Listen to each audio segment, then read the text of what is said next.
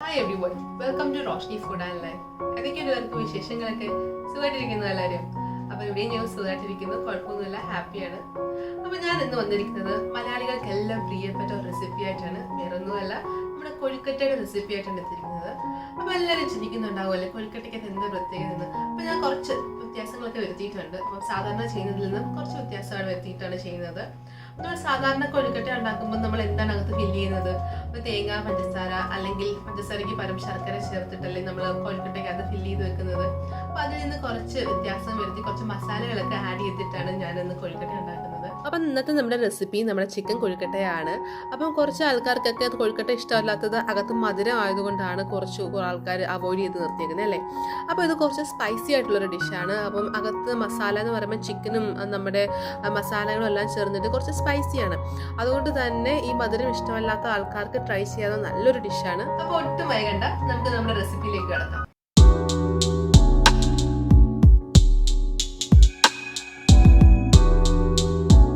നമ്മുടെ ചിക്കൻ കൊഴുക്കട്ടയ്ക്ക് ആവശ്യമായ ഇൻഗ്രീഡിയൻസ് ഒക്കെ ഞാനിവിടെ സെറ്റാക്കി വെച്ചിട്ടുണ്ട്. എന്തൊക്കെയാണെന്ന് നമുക്ക് നോക്കാം. അപ്പൊ ഞാനിവിടെ അരിപ്പൊടി എടുത്തിട്ടുണ്ട്. അപ്പൊ നമ്മുടെ സാധാരണ അരിപ്പൊടിയാണ് എടുത്ത് വെച്ചിരിക്കുന്നത്. അപ്പം അരിപ്പൊടി, ഉപ്പ്, പിന്നെ ചൂടുവെള്ളത്തിലാണ് നമ്മളിത് കുഴച്ചെടുക്കുന്നത്. അപ്പം നമ്മൾ സാധാരണ കൊഴുക്കട്ട ഉണ്ടാക്കുന്നത് പോലെ തന്നെയാണ്, വേറെ വ്യത്യാസങ്ങളൊന്നുമില്ല. അപ്പം അകത്ത് മസാല എന്ന് പറയുമ്പോൾ ഞാനിവിടെ ചിക്കൻ ചെറുതായി അരിഞ്ഞെടുത്തിട്ടുണ്ട്. അപ്പം നിങ്ങൾക്ക് ചെറുതായി അരിയണ്ട എങ്കിൽ നമുക്ക് ചിക്കൻ വെന്തതിന് ശേഷം, വേവിച്ചതിന് ശേഷം ചെറുതായി അരിഞ്ഞെടുത്താലും മതി. അപ്പം അതിന് ഉള്ള മസാലകൾ എന്ന് വെച്ച് കഴിഞ്ഞാൽ ഞാൻ സവാള എടുത്തിട്ടുണ്ട്. അപ്പം ഞാനൊരു വലിയ സവാളയാണ് എടുത്തത്. വലിയ സവാള ചെറുതായി അരിഞ്ഞെടുത്തിട്ടുണ്ട്. 2 പച്ചമുളക് എടുത്തിട്ടുണ്ട്. അതുപോലെ തന്നെ ഒരു ചെറിയ കഷ്ണം ഇഞ്ചി ഞാൻ വളരെ ചെറുതായാണ് അരിഞ്ഞിരിക്കുന്നത്. അതുപോലെ തന്നെ വെളുത്തുള്ളിയും എടുത്തിട്ടുണ്ട്. ഒരു 4 അല്ലി വെളുത്തുള്ളിയാണ് എടുത്തിരിക്കുന്നത്.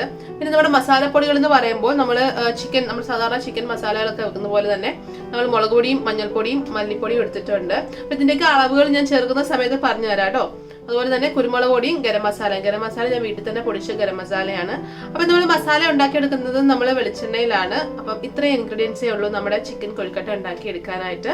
അപ്പം നമുക്ക് എങ്ങനെയാണ് ഉണ്ടാക്കുന്നത് നോക്കാം. അപ്പം നമുക്ക് കൊഴുക്കട്ടയ്ക്കുള്ള മാവ് ഒന്ന് കുഴച്ചെടുക്കാം. അപ്പം അതിനായിട്ട് ഞാനിവിടെ 2 കപ്പ് അരിപ്പൊടി എടുത്തിട്ടുണ്ട്. അപ്പം അതിലേക്ക് നമുക്ക് ആവശ്യത്തിന് ഉപ്പ് ചേർത്ത് കൊടുക്കാം. അപ്പം ഞാനിവിടെ 1/2 ടീസ്പൂൺ ഉപ്പ് ചേർത്ത് കൊടുക്കുന്നുണ്ട്. അപ്പൊ ഉപ്പ് ചേർത്തിട്ടുണ്ട്. ഇനി നമുക്കിത് നല്ല ചൂട് വെള്ളത്തിൽ കുഴച്ചെടുക്കണം. അപ്പം എല്ലാവരും പ്രത്യേകം ശ്രദ്ധിക്കേണ്ട കാര്യം, അപ്പൊ നമുക്ക് നല്ല തിളച്ച വെള്ളം നമുക്ക് നമ്മുടെ മാവിലേക്ക്, നമ്മുടെ പൊടിയിലേക്ക് ഒഴിച്ചു കൊടുക്കാം.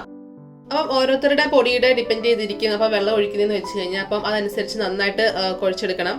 അപ്പം നല്ല ചൂടുവെള്ളം ആയതുകൊണ്ട് നമുക്ക് കൈ തൊടാൻ പറ്റത്തില്ല. അപ്പം കുറേശ്ശെ വെള്ളം ഒഴിച്ചു കൊടുക്കാം നമുക്ക്.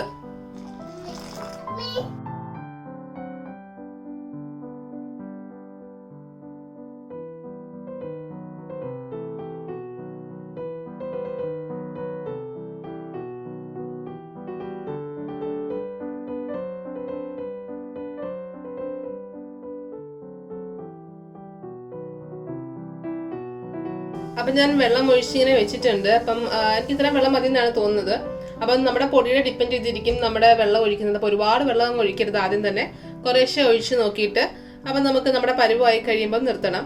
അപ്പം ഒരുപാട് വെള്ളം ഒഴിച്ച് കഴിഞ്ഞാൽ ലൂസായി പോകും. അപ്പം നമുക്ക് ശരിയാക്കി എടുക്കാൻ കുറച്ച് പാടായിരിക്കും. അപ്പം പിന്നെ വീണ്ടും പൊടി ഇടേണ്ട വരും.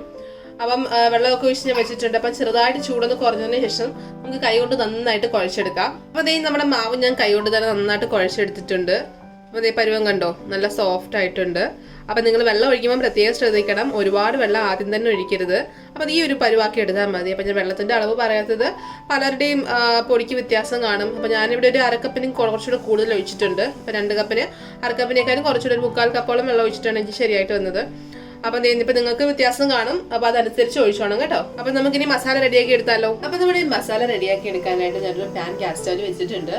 അപ്പൊ പാൻ ഒന്ന് ചൂടാവട്ടെ, നമുക്ക് എണ്ണ ഒഴിച്ചു കൊടുക്കാം. അപ്പൊ നമ്മുടെ പാൻ നന്നായിട്ട് ചൂടായിട്ടുണ്ട്. നമുക്ക് വെളിച്ചെണ്ണ ഒഴിച്ചു കൊടുക്കാം. അപ്പൊ ഞാനിവിടെ ഒരു 1.5 ടേബിൾ സ്പൂൺ വെളിച്ചെണ്ണ ഒഴിച്ചിട്ടുണ്ട്. അപ്പൊ വെളിച്ചെണ്ണ ചെയ്തപ്പോഴാണ് എനിക്ക് കുറച്ചുകൂടെ ടേസ്റ്റ് ആയിട്ട് തോന്നിയത് കേട്ടോ. അപ്പൊ വെളിച്ചെണ്ണ ഇല്ലാത്തവരാണെങ്കിൽ അല്ലാത്ത ഓയിൽ യൂസ് ചെയ്താലും മതി, കുഴപ്പമൊന്നുമില്ല.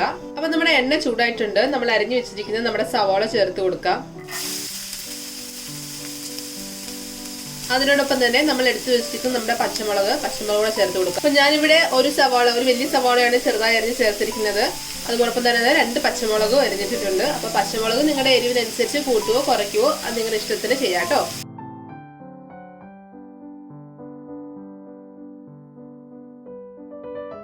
അപ്പൊ നമ്മുടെ മസാലയ്ക്ക് ആവശ്യമായിട്ടുള്ള ഉപ്പ് ഞാനിപ്പം തന്നെ ചേർക്കുകയാണ്. അപ്പൊ നമുക്ക് കുറവുണ്ടെങ്കിൽ ഇനിയും ചേർത്ത് കൊടുക്കാം. നമ്മുടെ ഉള്ളിലേക്ക് ഒന്ന് വേഗം വാടി കിട്ടുമല്ലോ ഉപ്പ് ചേർത്ത് കഴിയുമ്പോഴേ. ഞാൻ കുറച്ച് ഉപ്പ് ചേർത്ത് കൊടുക്കുന്നുണ്ട്.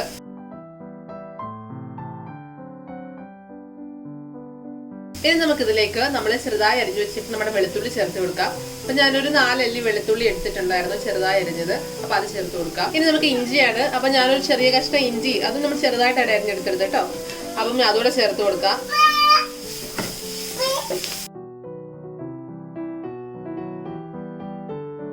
അപ്പൊ നമ്മുടെ ഉള്ളിയൊക്കെ നന്നായിട്ട് വഴന്നിട്ടുണ്ട്. അപ്പൊ നമ്മൾക്ക് ഫ്ലെയിം ഒന്ന് കുറച്ച് വെച്ചിട്ട് നമ്മുടെ മസാല പൊടികളൊക്കെ ചേർത്ത് കൊടുക്കാം. ഞാനിവിടെ 1 ടീസ്പൂൺ മല്ലിപ്പൊടിയാണ് ആദ്യം ചേർത്ത് കൊടുക്കുന്നത്.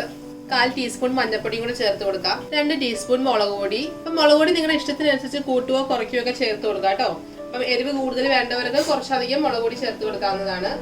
ഞാനൊരു 2 ടീസ്പൂണാണ് ആഡ് ചെയ്തിരിക്കുന്നത്.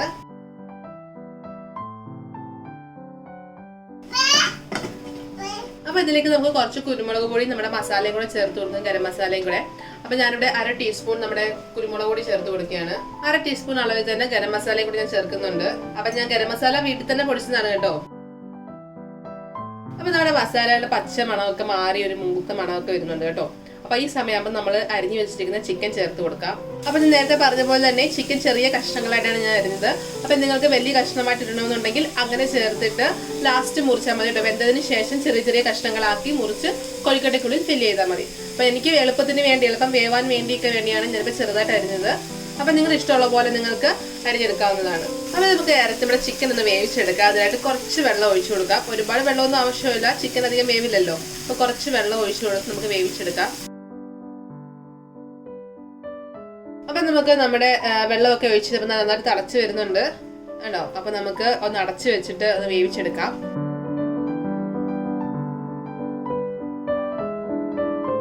അപ്പൊ നമ്മുടെ മസാല ഇവിടെ റെഡി ആയിട്ടുണ്ട്, നമ്മുടെ മാവ് ഇവിടെ റെഡി ആയിട്ടുണ്ട്. ഇനി നമുക്ക് കൊഴുക്കട്ടയ്ക്കകത്തേക്ക് നമ്മുടെ ചിക്കൻ മസാല ഫില്ല് ചെയ്ത് കൊടുക്കാം.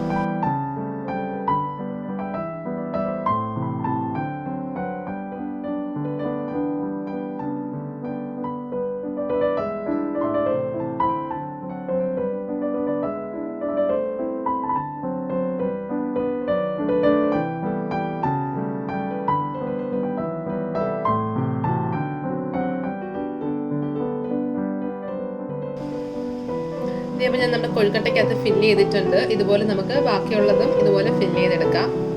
അപ്പോൾ നമ്മുടെ കൊഴുക്കട്ടയൊക്കെ ഞാനിവിടെ നല്ല ഫില്ല് ചെയ്തെടുത്തിട്ടുണ്ട്. അപ്പം ഇതിനകത്ത് ചിക്കൻ മസാലയൊക്കെ വെച്ച് അപ്പം ഞാൻ കൊഴുക്കട്ട നല്ല ബോളാക്കി എടുത്തിട്ടുണ്ട്. അപ്പം ചിലറിലൊക്കെ അച്ച് കാണുമല്ലോ, നമ്മുടെ കൊഴുക്കട്ട ഇങ്ങനെ ഫില്ല് ചെയ്യുന്ന നല്ല ഷേപ്പൊക്കെ ഉള്ളത് കാണും. അപ്പം അതിനകത്ത് ഫില്ല് ചെയ്യുമ്പോഴാണെങ്കിൽ അങ്ങനെ വേണമെങ്കിൽ ഫില്ല് ചെയ്തെടുക്കാം കേട്ടോ. അപ്പം ഞാനിപ്പം കൈ കൊണ്ട് തന്നെ ഇപ്പം എല്ലാവരുടെയും വീട്ടിൽ അങ്ങനെ ഷേപ്പിന് നമ്മൾ കൊഴുക്കട്ടയുടെ അച്ച് അങ്ങനെ ഉണ്ടാക്കുന്നത് ഇല്ലെങ്കിലോ എന്ന് കരുതിയിട്ടാണ് ഞാനിപ്പം കൈ കൊണ്ട് തന്നെ ബോളാക്കി കാണിച്ചത്.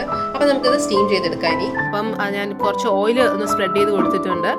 അപ്പം ഇനി നമ്മൾ തയ്യാറാക്കി വെച്ചിരിക്കുന്ന കൊഴുക്കട്ട നമുക്ക് ഇതിലേക്ക് വെച്ച് കൊടുക്കാം. അപ്പം ഞാനിവിടെ ഒരു 15 to 20 മിനിറ്റ്സ് കഴിഞ്ഞപ്പം എൻ്റെ കൊഴുക്കട്ട ഇവിടെ കുക്കായിട്ട് വന്നിട്ടുണ്ട്, നന്നായിട്ട് കുക്കായിട്ടുണ്ട്. അപ്പം നമുക്കിതൊരു സെർവിങ് പ്ലേറ്റിലോട്ട് മാറ്റാം. അപ്പം ഇത് ശരിക്കും പറഞ്ഞു കഴിഞ്ഞാൽ കുറച്ച് അങ്ങോട്ടും ഇങ്ങോട്ടും ടൈം വേരിയേഷൻസ് വരും കേട്ടോ. നന്നായിട്ട് കുക്കായോ നോക്കിയതിന് ശേഷം മാത്രമേ പുറത്തേക്ക് എടുക്കാവൂ. ഓൾറെഡി നമ്മുടെ ഫില്ലിങ് നന്നായിട്ട് കുക്കായതായതുകൊണ്ട്, നമ്മുടെ ചിക്കനൊക്കെ നന്നായിട്ട് കുക്കായതല്ലേ, അതുകൊണ്ട് അതിൻ്റെ പ്രശ്നമൊന്നും വരുന്നില്ല. അപ്പം നമുക്കിത് സെർവിങ് പ്ലേറ്റിലേക്ക് മാറ്റാം. അപ്പം ഒരു കുറച്ച് വെറൈറ്റി ആയില്ലേ, അപ്പം ചിക്കനൊക്കെ വെച്ചിട്ട് ചെയ്യുമ്പോൾ കുറച്ച് വെറൈറ്റി ആയില്ലേ നമ്മുടെ കൊഴുക്കട്ട. അപ്പം എല്ലാവരും ട്രൈ ചെയ്ത് നോക്കണം. അപ്പം ഞാൻ നിങ്ങൾക്ക് കാണാൻ വേണ്ടി ജസ്റ്റ് ഒന്ന് കട്ട് ചെയ്ത് വെച്ചിട്ടുണ്ട് കേട്ടോ. അകത്തെ ഫില്ലിങ് എങ്ങനെയാണെന്ന് കാണാൻ വേണ്ടി ഒന്ന് കട്ട് ചെയ്ത് വെച്ചിട്ടുണ്ട്. അപ്പം ഒരു വെറൈറ്റി ബ്രേക്ക്ഫാസ്റ്റ് റെസിപ്പി ആയിട്ടില്ലേ. അപ്പോൾ എല്ലാവരും ട്രൈ ചെയ്ത് നോക്കിയിട്ട് നിങ്ങളുടെ അഭിപ്രായങ്ങളൊക്കെ കമൻറ്റ് ബോക്സിൽ ഇടണം കേട്ടോ. അപ്പം വീഡിയോസ് ഇഷ്ടമായിട്ടുണ്ടെങ്കിൽ എല്ലാവർക്കും ഒന്ന് ലൈക്ക് ചെയ്യണം. അപ്പോൾ അതുപോലെ തന്നെ ഫ്രണ്ട്സിനും റിലേറ്റീവ്സിനൊക്കെ ഒന്ന് ഷെയർ ചെയ്ത് കൊടുത്ത് ഒന്ന് സപ്പോർട്ട് ചെയ്യണം കേട്ടോ. അപ്പോൾ ആരെങ്കിലുമൊക്കെ ആദ്യമായിട്ട് കാണുന്നവരുണ്ടെങ്കിൽ എപ്പോഴും പറയുന്ന പോലെ സബ്സ്ക്രൈബ് ചെയ്യാൻ ഒട്ടും മടിക്കല്ലേ. എല്ലാവരും ഒന്ന് സബ്സ്ക്രൈബ് ചെയ്ത് സപ്പോർട്ട് ചെയ്യണം. അപ്പോൾ അടുത്തൊരു അടിപൊളി വീഡിയോ ആയിട്ട് ഞാൻ വേഗം വരാം. അതുവരെ ബൈ, ടേക്ക് കെയർ.